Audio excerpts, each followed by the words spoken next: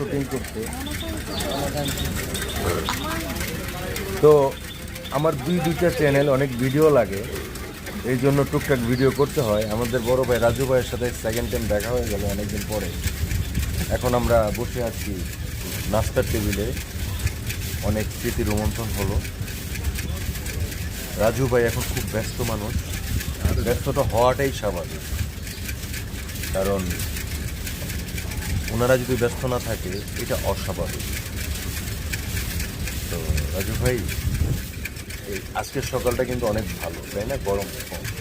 না না, সকাল তো আসলে প্রতি সকালই ভালো। এটা হচ্ছে যে নেয়ার ব্যাপার। Every morning is good.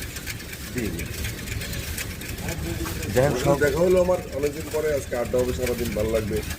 বড় আমি পছন্দ করি অনেক, তুমি একটা ভালো ছেলে। জি ভাই, থ্যাংক ইউ। রাজু ভাইকে ধন্যবাদ। আমার মতো একটা ক্ষুদ্র ছেলেকে উনি অনেক ভালোবাসেন।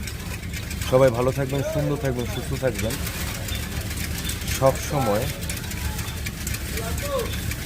নিজের চিন্তা এবং চেতনায় চলার চেষ্টা করবেন। ধন্যবাদ।